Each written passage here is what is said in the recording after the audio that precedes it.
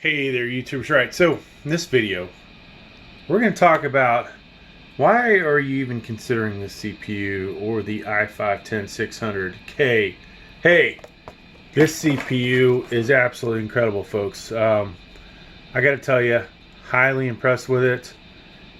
First time I've actually bothered to say, hey, let's do a review on one of these CPUs and tell you exactly why I think this thing rocks. Now, you've probably seen all the negative criticism by the big channels on all the 11th gen chips. I'll tell you what, this one is a rock star, right? So, why is that? Well, it doesn't have anything to do with the PCIe 4.0 Gen 4 SSDs. It's all about performance with this CPU. I'll tell you what, we have put it in a Z590 motherboard and gotten some really awesome numbers compared to this CPU. Now, personally, you know, I wouldn't even bother looking at a Ryzen 5 3600X, 3700X, 3800X, 3900X. I'd go straight to this. And probably, you know, quite a few of the 5000 series CPUs. I don't have any here, so we can't really talk too bad about them. I have had 3600X and a 3900X, and I would honestly pick this CPU any day of the week. Alright, so what did we find with this that makes it so awesome? Well, you know, the price is really not that bad, $269. Alright, so what are the benefits of this guy over, say, this guy or the 10600K? Well, of course, this guy doesn't have internal graphics, right? But the 10600K does. Now, where I could play 720p Fortnite with just the CPU on this one, I can play 1080p over here with this, right? So I'm almost thinking the numbers I got may actually be better than what I got with the GT 1030, right? See some of the channels talking about, oh, you should get a stopgap. Maybe you look at, you know, GT 1030, whatever. This thing, you know, at least for Fortnite, it was pretty playable. So hopefully I'll show you a couple of shots here on the screen. We did 900p.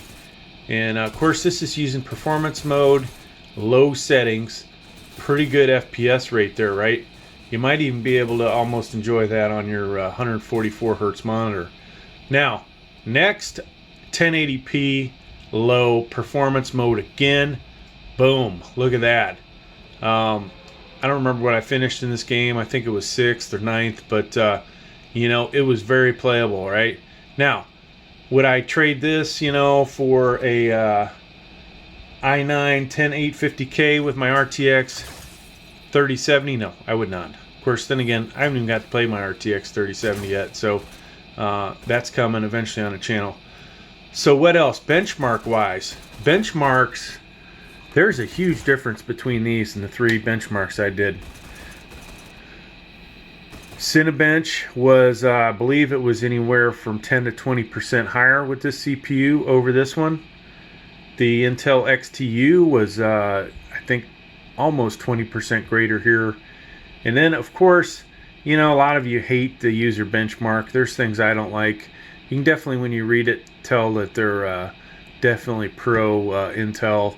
Of course, this channel is too, but hey, I don't, you know, totally go out and badmouth AMD all the time. So, what did I find with the user benchmark? Well, I've honestly, highest single core score I've ever had was with the CPU. All right, of course, I got more 11th gen chips coming. So that was pretty incredible. Huge increase all across the board from this CPU compared to that one, okay? So very big numbers.